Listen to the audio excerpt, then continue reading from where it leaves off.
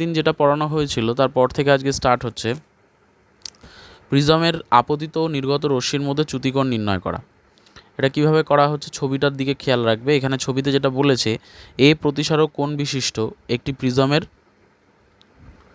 প্রধান ছেদ। এ হলো প্রতিসারক মানে এ প্রতিসারক কোণ বিশিষ্ট একটি প্রিজমের প্রধান ছেদ কোণটা ABC। এই চিত্রটা যেটা দিয়েছে, তো আগের দিনকে তোমরা প্রধান ছেদ জিনিসটা কি নিশ্চয়ই জানো, যে প্রধান ছেদ বলতে কি বোঝায়। এটা আগের দিনকেই তোমাদেরকে বলা হয়েছিল যে তল প্রিজমের প্রতিসারক তলকে লম্বভাবে ছেদ করে তাকেই বলা হয় প্রধান ছেদ। এবার প্রিজমটি বায়ুতে অবস্থিত এবং এর উপাদানের প্রতিসরাঙ্ক হচ্ছে মিউ, তোমাকে বলে দিয়েছে।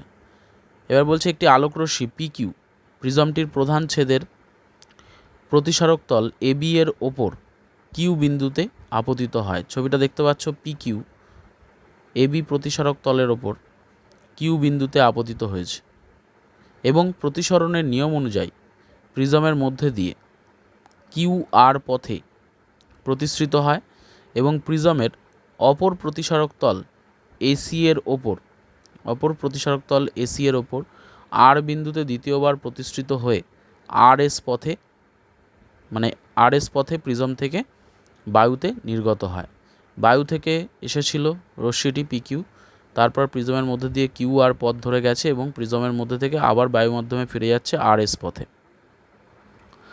ঠিক আছে, এবং এখানে কিন্তু দুবার প্রতিসৃত হচ্ছে। একবার PQ থেকে QR যখন PQ থেকে যখন PQ রশ্মিটা প্রিজমের মধ্যে প্রবেশ করছে তখন একবার প্রতিসরণ ঘটছে, এবং এই QR রশ্মিটা যখন আবার প্রিজমের বাইরে বেরিয়ে যাচ্ছে তখন কিন্তু আরেকবার প্রতিসৃত হচ্ছে বা প্রতিসরণ ঘটছে। ঠিক আছে, এবার কি করা হয়েছে, আপতিত রশ্মি PQকে সামনের দিকে ও নির্গত রশ্মি RSকে পেছনের দিকে বর্ধিত করা হলো।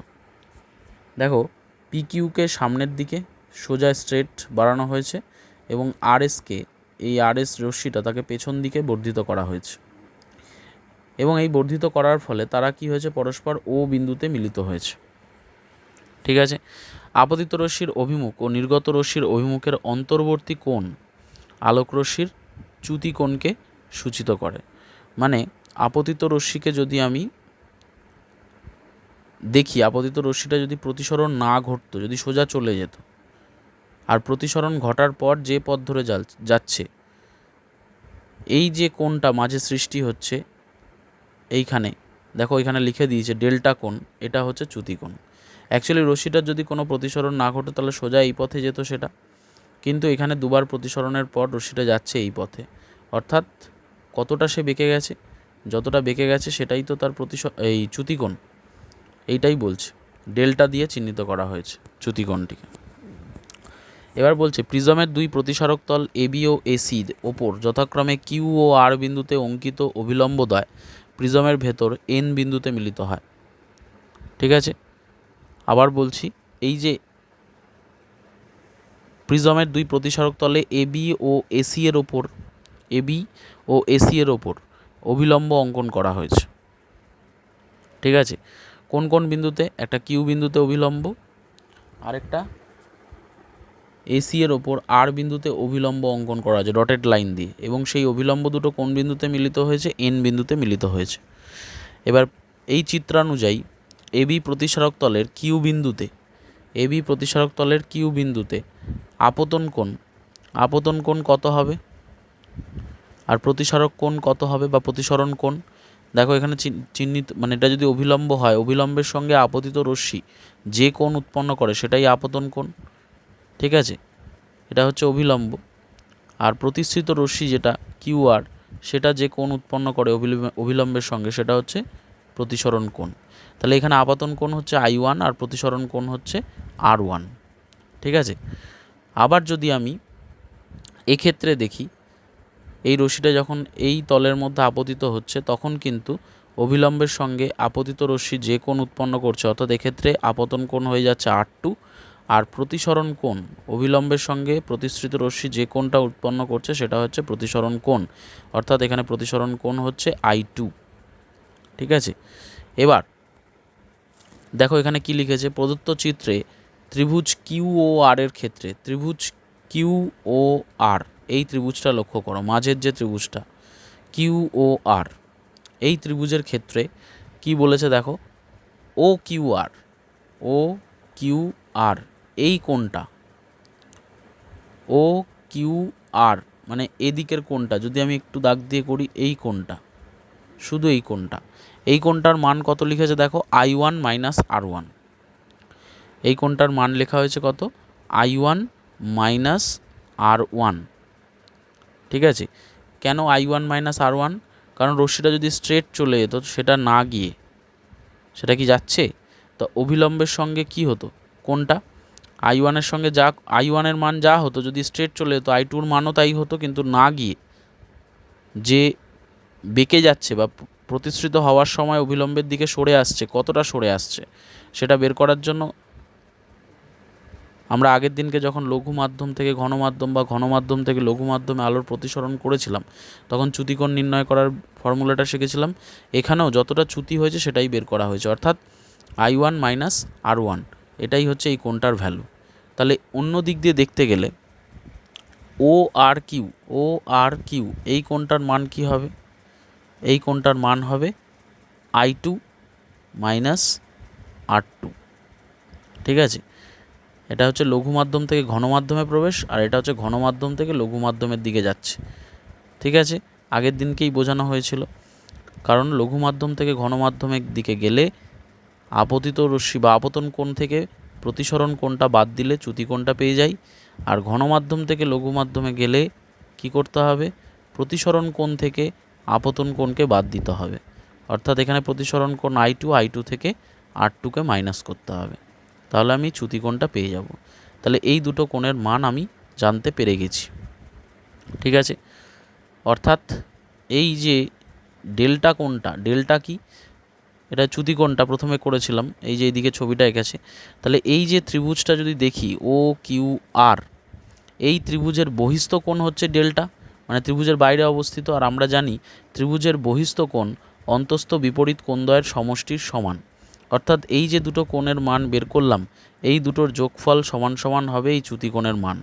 সেই জন্য পরবর্তীকালে এখানে লিখেছে দেখো, চ্যুতিকোণ ডেল্টা ইজুকাল টু কী লিখেছে, ও কিউ আর প্লাস ও আর কিউ, যেটার মান আমরা কিন্তু বের করে ফেলেছি, সেই মানগুলো এখানে বসানো হয়েছে।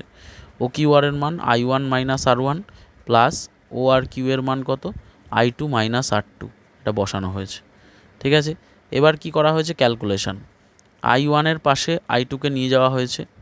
ঠিক আছে, I1 আমি যদি এই ব্র্যাকেটগুলো তুলে দিই, তাহলে কি হবে, I1 প্লাস I2, আর এর দুজনের মধ্যেই কি কমন আছে, মাইনাস কমন R1 আর R2 এর মধ্যে, তাই মাইনাসটাকে কমন নিয়ে নিলে R1 আর R2 চিহ্নটা পাল্টে যাবে, অর্থাৎ R1 প্লাস R2 হয়ে গেছে।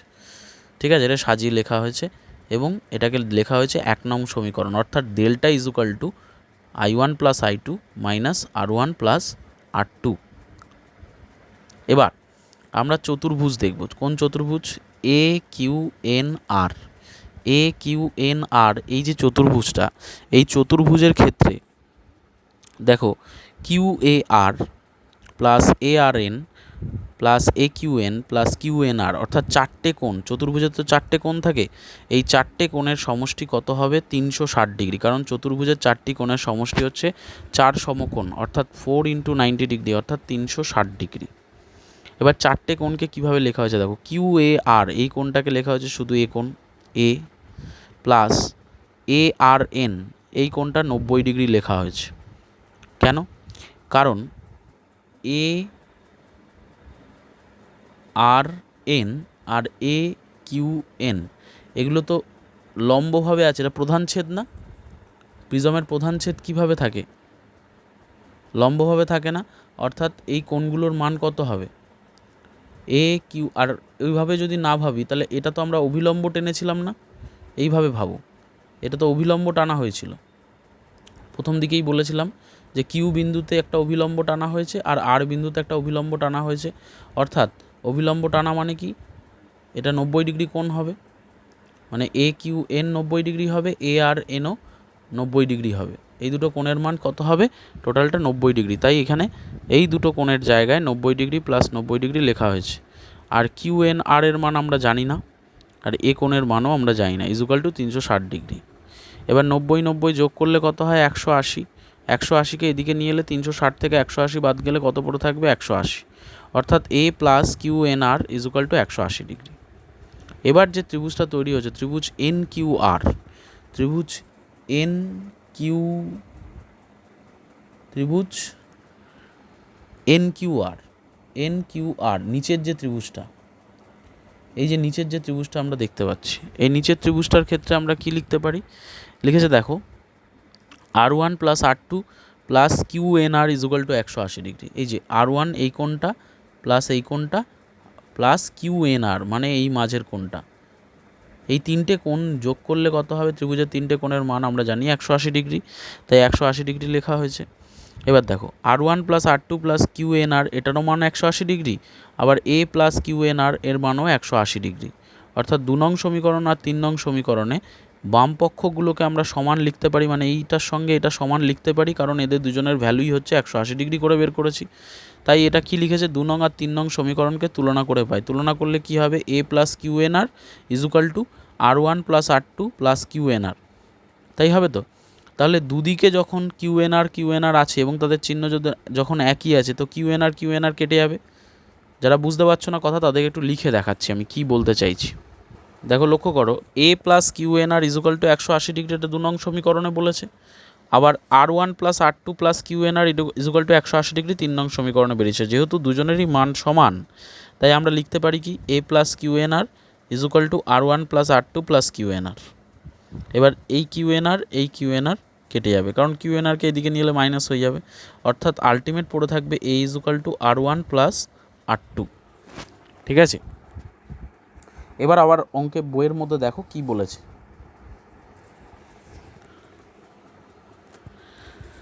তাহলে এটা যেটা বেরোলো এ equal to R1 plus R2, এটা ইজুকাল টু 4 নং সমীকরণ। এবার দেখো, আমরা 1 নং সমীকরণ যেটা বের করেছিলাম, 1 নং সমীকরণে কি ছিল? 1 নং সমীকরণে এটাকে লেখা হয়েছিল delta equal to I1 plus I2 minus R1 plus R2, এটা 1 নং সমীকরণ লেখা হয়েছিল। এখন R1 প্লাস R2র ভ্যালু আমরা বের করে নিয়েছি কি কত? এ। তাহলে আমরা লিখতে পারি delta equal to I1 plus I2, এই 1 নং সমীকরণে কী ছিল? Delta equal to I1 plus I2 minus R1 plus R2। তাহলে I1 প্লাস I2 মাইনাস এর মানটা কত বের করেছি 4 নং সমীকরণে? এ equal to R1 plus R2, তাই R1 প্লাস R2র জায়গায় আমরা এ লিখে দিয়েছি।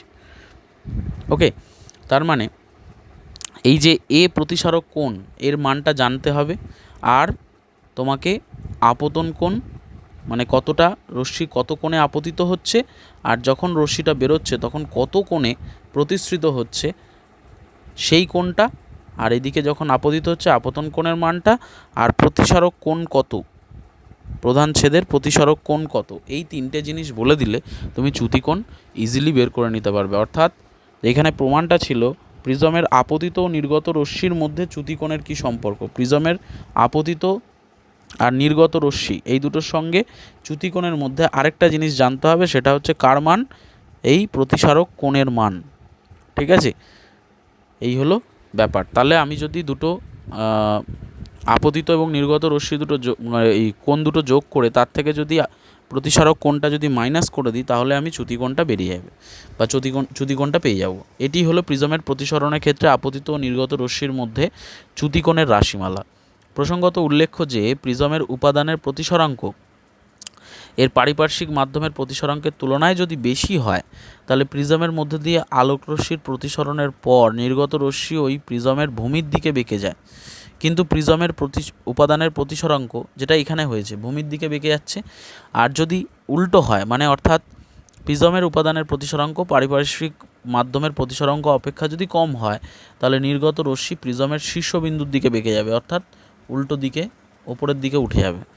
এই হলো বিষয়। এবারে আসছি আমরা লেন্সের কথায়। লেন্স জিনিসটা কি? দুটি গলীয় তল অথবা একটি গলীয় তল ও একটি সমতল দিয়ে সীমাবদ্ধ কোনো স্বচ্ছ প্রতিসারক মাধ্যমকে আমরা বলি লেন্স। নেক্সট পার্টে আসি, কি বলছে দেখো। লেন্সের ক্ষেত্রে লেন্স প্রধানত দুভাগে ভাগ করা যায়। একটু ছবিটা লক্ষ্য করো সবাই। লেন্স প্রধানত দুভাগে ভাগ করা যায়। দেখো, দুটো গলীয় তল, একটা গোলীয় তল, একটা সমতল, ঠিক আছে, এটা অবতলোত্তল, আরেকটা হচ্ছে উভাবতল, দুদিকেই অবতল, এটা একদিকে সমতল, একদিকে এটা সমতল, একদিকে অবতল, আর এটা হচ্ছে উত্তলাবতল, একদিকে উত্তল একদিকে অবতল, ঠিক আছে। এই হলো লেন্সের টাইপসগুলো, বিভিন্ন প্রকার উত্তল আর অবতল লেন্সের চিত্র দিয়েছে। তো লেন্সকে প্রধানত দুভাগে ভাগ করা যায়, যেটা কি, যে লেন্সের মধ্যভাগ মোটা ও প্রান্তের দুদিক ক্রমশ সরু তাকে উত্তল বা অভিসারী লেন্স বলে, কনভেক্স লেন্স, ঠিক আছে, অভিসারী লেন্স এইটা প্রথমেরটা, ঠিক আছে। যে লেন্সের মধ্যভাগ সরু ও প্রান্তের দিক ক্রমশ মোটা তাকে অবতল বা অপসারী লেন্স বা কনকেভ লেন্স বলে, এই যে ডি ছবিটা, ঠিক আছে। তো উত্তল ও অবতল লেন্স তিন প্রকারের হয়। যে উত্তল লেন্সের উভয়ের তলই উত্তল তাকে উভত্তল লেন্স বলে, ফার্স্টের ছবিটা দেখতেই পাচ্ছ। আর একটি সমতল ও অপরটি উত্তল তাকে সমতলোত্তল লেন্স বলে, আর একদিকে অবতল ও অন্যদিকে যদি উত্তল থাকে তাকে অবতলোত্তল লেন্স বলে। অনুরূপভাবে অবতল লেন্সকেও তিন ভাগে ভাগ করা যায়। এটার উত্তল লেন্সের তিন ভাগ, প্রথমটা কি বলেছে, উভত্তল এটা, তারপরেরটা কি বলেছে, সমতলোত্তল এইটা, তারপরেরটা বলেছে অবতলোত্তল এইটা। ঠিক একইভাবে অবতল লেন্সেরও তিনটে ভাগ, এই পরপর তিনটে, প্রথম তিনটে হচ্ছে উত্তল লেন্সের, তারপরের তিনটে হচ্ছে অবতল লেন্সের। এবারে আমরা যেটা চলে আসছি সেটা হচ্ছে বক্রতা কেন্দ্র কাকে বলে, যেগুলো আমরা আগে পড়ে এসেছিলাম দর্পণের ক্ষেত্রে, সেরকমভাবেই এখানে একই রকম জিনিস আছে, একটু অন্যরকম ছবিটা যখন আঁকা হয়েছে দেখো একটুখানি, যে লেন্সের তল গোলীয় হলে সেটি যে গোলকের অংশ সেই গোলকের কেন্দ্রকেই প্রতিসারক তলের বক্রতা কেন্দ্র বলে, ঠিক আছে। যেমন দুই গোলীয় তল বিশিষ্ট লেন্সের দুটি বক্রতা কেন্দ্র থাকে, দুটো গোলীয় তল বিশিষ্ট লেন্সের দুটো বক্রতা কেন্দ্র, কারণ এখানে দেখো দুটো গোলীয় তল মিলিত হয়ে এই লেন্সটা তৈরি করেছে, তাহলে এর দুটো বক্রতা কেন্দ্র থাকবে, কারণ এই গোলীয় তলের কেন্দ্র হচ্ছে C1, আবার এই গোলীয় তলের কেন্দ্র হচ্ছে C2, তাই না? তাহলে এক্ষেত্রে C1 আর C2 দুটো বক্রতা কেন্দ্র, ঠিক আছে। আর লেন্সের দুটি তলের মধ্যে একটি সমতল যদি হয়ে যায় তাহলে সেক্ষেত্রে তার বক্রতা কেন্দ্র অসীমে অবস্থিত, মানে অসীম দূরত্বে অবস্থান করবে, ঠিক আছে। এবার আসছি আমরা বক্রতা ব্যাসার্ধ। বক্রতা ব্যাসার্ধ কি, লেন্সের যে তল যে গোলকের অংশ সেই গোলকের ব্যাসার্ধকে ওই তলের বক্রতা ব্যাসার্ধ বলে। লেন্সের যে তল যে গোলকের অংশ, ধরো এই তল, যদি আমি এদিকের তলটা দেখি তাহলে এই কোন গোলকের অংশ, এই গোলকটার অংশ, তাহলে এর বক্রতা ব্যাসার্ধ হচ্ছে C1 থেকে পুরো একদম M1 পর্যন্ত, ঠিক আছে। আবার যদি এই গোলীয় তলটা দেখি, এদিকের গোলীয় তলটা, তখন এর আবার বক্রতা ব্যাসার্ধ কোনটা হবে, C2 আর M2, ঠিক আছে। C2 M2 থেকে যে দূরত্বটা আর কি, সেটা হচ্ছে বক্রতা ব্যাসার্ধ, C2 আর M2 যোগ করলে যে ব্যাসার্ধটা পাচ্ছি। এরপরে চলে আসছি প্রধান অক্ষ। প্রধান অক্ষ কাকে বলে, লেন্সের দুটি বক্রতা কেন্দ্রের সংযোজী সরলরেখাকে লেন্সটির প্রধান অক্ষ বলে। লেন্সের দুটি বক্রতা কেন্দ্র, এই যে দুটো বক্রতা কেন্দ্র অর্থাৎ C1 আর C2কে যোগ করা হয় যে রেখা দ্বারা, সেটাকেই বলা হচ্ছে প্রধান অক্ষ। আর উন্মেষ জিনিসটা কি, উন্মেষ হচ্ছে লেন্সের ব্যাস, এই যে 5.23, এতে লেন্সের ব্যাস বলতে এ দেখো এইখান থেকে এইটা উপর থেকে নিচ পর্যন্ত, এটা হচ্ছে লেন্সের ব্যাস এবং চিহ্নিত করেছে AB, এই ABকেই বলা হয় তার উন্মেষ, হয়েছে। এবার বলেছে দেখো নিচের দিকে সরু বা পাতলা লেন্স। লেন্সের প্রধান অক্ষ লেন্সের দুটি তলকে যে বিন্দুতে ছেদ করে তাদের মধ্যের দূরত্বকে লেন্সের বেধ বলে। আবার দেখো লেন্সের প্রধান অক্ষ লেন্সের দুটি তলকে যে বিন্দুতে ছেদ করে তাকে লেন্সের বেধ বলে। এই ছবির মধ্যে এটা এদিকের তল এটা। এবার প্রধান অক্ষ এর ক্ষেত্রে প্রধান অক্ষ কী করেছে, M1 বিন্দুতে ছেদ করেছে, আর এই M2 বিন্দুতে ছেদ করেছে, আর এর ক্ষেত্রে M1 বিন্দুতে ছেদ করে, তাহলে এদের মাঝের যে গ্যাপটা, ঠিক আছে, এইটুখানি, এই অঞ্চলটা হচ্ছে তোমার বেধ লেন্সের। তাহলে এই যে এটা যদি বেধ হয় আর এটা হচ্ছে লেন্সের একদম লম্বভাবে যেটা আছে সেটা হচ্ছে উন্মেষ। ঠিক আছে, এবিটা উন্মেষ, M1 M2টা হচ্ছে বেধ, আর C1 C2টা কি, প্রধান অক্ষ।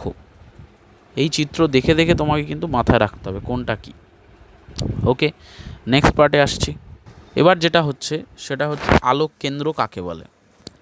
আলোক কেন্দ্র লেন্সের অভ্যন্তরে এমন একটি নির্দিষ্ট বিন্দু, দেখো আলোক কেন্দ্র হচ্ছে লেন্সের অভ্যন্তরে এমন একটা নির্দিষ্ট বিন্দু, লেন্সের ভেতরে এমন একটা নির্দিষ্ট বিন্দু।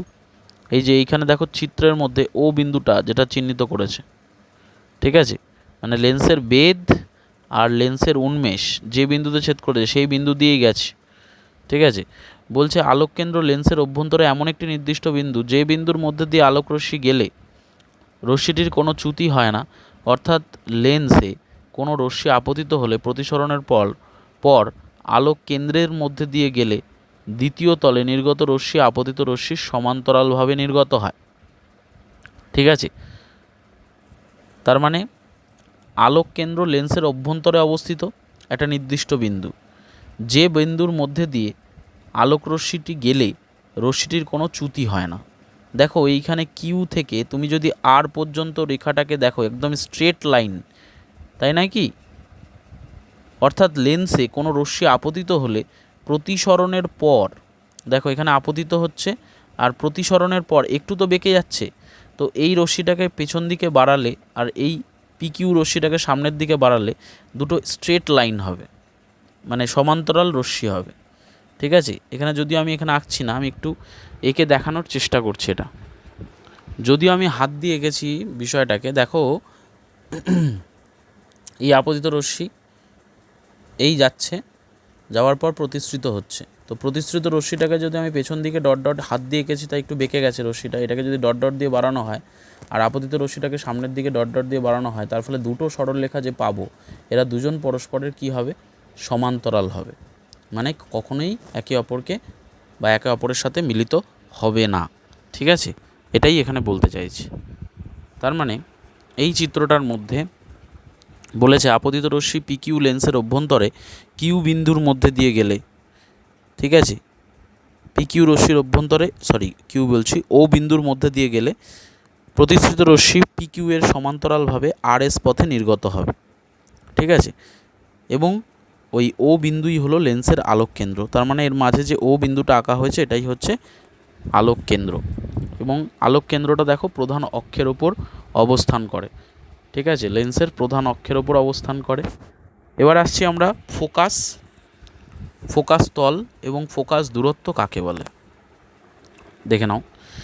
বলছে উত্তল লেন্সের ক্ষেত্রে লেন্সের প্রধান অক্ষের সঙ্গে সমান্তরালভাবে এক গুচ্ছ সরু আলোকরশ্মি লেন্সের প্রতিসরক তলে আপতিত হয়ে প্রতিসরণের পর ওই রশ্মিগুচ্ছ প্রধান অক্ষের ওপর যে বিন্দুতে মিলিত হয়, অথবা অবতল লেন্সের ক্ষেত্রে যে বিন্দু থেকে অপসৃত হচ্ছে বলে মনে হয় সেই বিন্দুকেই ওই লেন্সের প্রধান বা মুখ্য ফোকাস বলে। এখানে যদি দেখো উত্তল লেন্সের ক্ষেত্রে আলোকরশ্মি প্রতিসরণের পর একটা বিন্দুতে এসে মিলিত হচ্ছে, যে বিন্দুতে মিলিত হচ্ছে সেটা হচ্ছে প্রধান ফোকাস বা মুখ্য ফোকাস। ঠিক আছে, এবং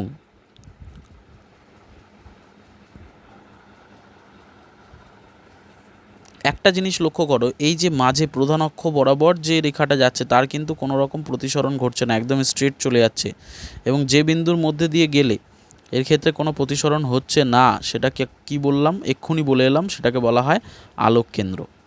ঠিক আছে, আর মুখ্য ফোকাস যেখানে তৈরি হয়েছে বা প্রধান ফোকাস যেখানে তৈরি হয়েছে সেখানে যে তলটা কল্পনা করা হচ্ছে এই ইয়েলো কালারে ABCD, এটা একটা তল কল্পনা করা হয়েছে, এটাকে বলা হয় ফোকাস তল।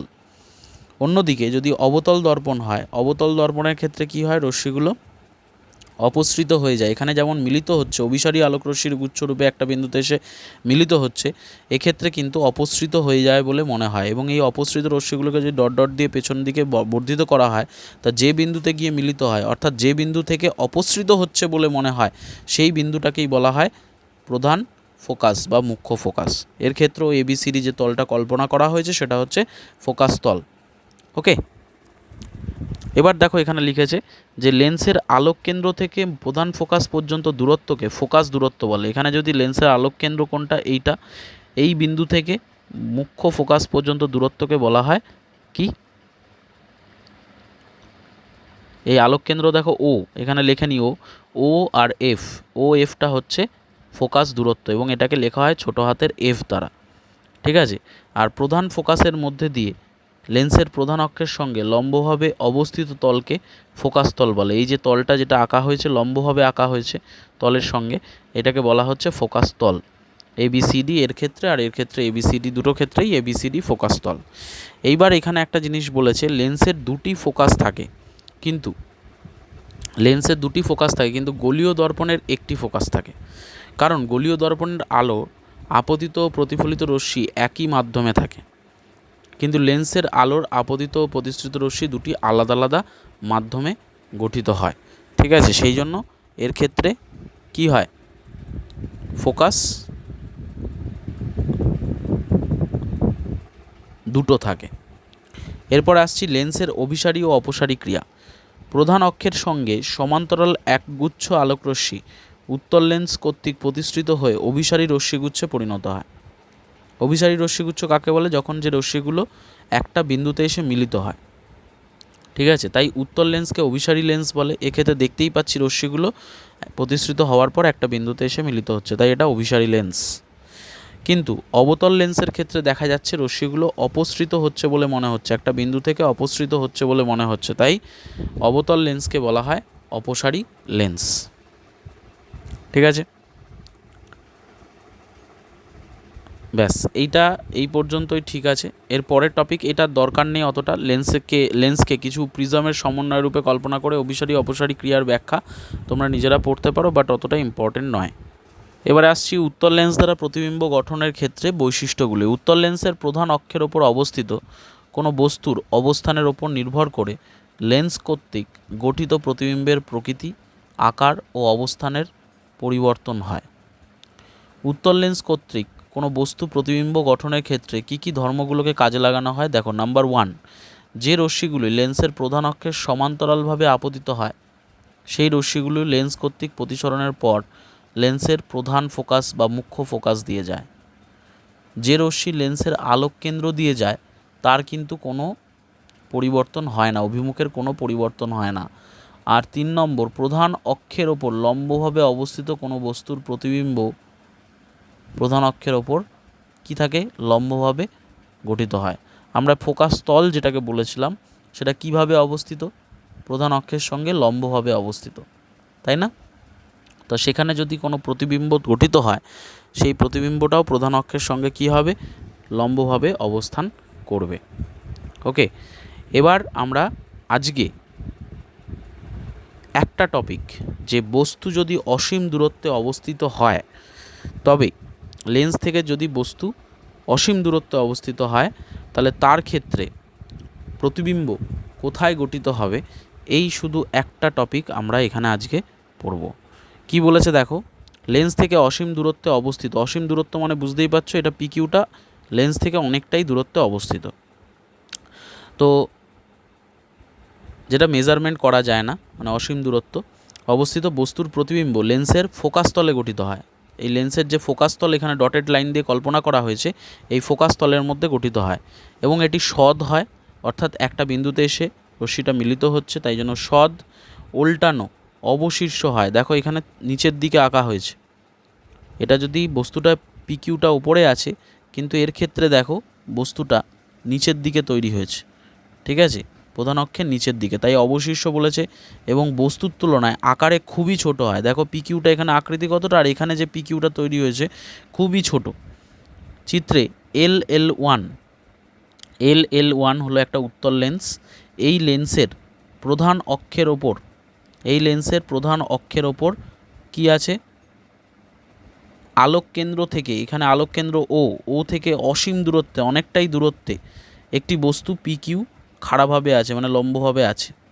বস্তুটি অসীম দূরত্বে থাকায় বস্তু থেকে আগত রশ্মিগুচ্ছ সমান্তরাল রশ্মিগুচ্ছে পরিণত হয়, ঠিক আছে। বস্তু থেকে আগত যে রশ্মিগুচ্ছ, এই যে রশ্মি তিনটে আরো দিয়ে দেখি যেটা পরস্পরের সঙ্গে সমান্তরাল, এই রশ্মিগুচ্ছ প্রধান অক্ষের সঙ্গে তির্যকভাবে আপতিত হয়ে প্রতিসরণের পর লেন্সের ফোকাস তলে মিলিত হয়। এই লেন্সের ফোকাস তল এখানে হচ্ছে এই ডটেড লাইন দিয়ে যেটা দেখানো হয়েছে, ঠিক আছে। সুতরাং লেন্সের ফোকাস তলে পি ড্যাশ কিউ ড্যাশ প্রতিবিম্ব গঠিত হয়। এখানে যে ছবিটা দেখিয়েছে একদম ছোট্ট করে এই পি ড্যাশ কিউ ড্যাশ নিচের দিকে একদম ছোটোভাবে যেটা লাল ডটেড লাইন দেখিয়েছে ওইটাই হচ্ছে এখানে প্রতিবিম্ব, এবং প্রতিবিম্বের আকৃতি বস্তুর তুলনায় পি কিউ যে বস্তুটা আছে তার তুলনায় অতি অতি ক্ষুদ্র, ঠিক আছে। তাই এক্ষেত্রে কি হচ্ছে মানে যে প্রতিবিম্ব তৈরি হচ্ছে তার বৈশিষ্ট্যটা কি, সৎ হবে, অবশিষ্ট অর্থাৎ উল্টানো হবে এবং বস্তুর তুলনায় আকারে খুব ছোট হবে। এটা মাথায় রাখতে হবে। কখন এটা তৈরি হবে, যখন বস্তুটি লেন্স থেকে বা লেন্সের প্রধান অক্ষ থেকে অসীম দূরত্বে অবস্থান থাকবে, ঠিক আছে। প্রধান অক্ষ থেকে বা আলোক কেন্দ্র থেকে অসীম দূরত্বে অবস্থান করবে, ঠিক আছে। এই একটা বোঝালাম। এর পর থেকে তোমরা নিজেরা বাড়িতে দেখবে, তারপরের ক্লাসে আমি বুঝিয়ে দেবো, ঠিক আছে।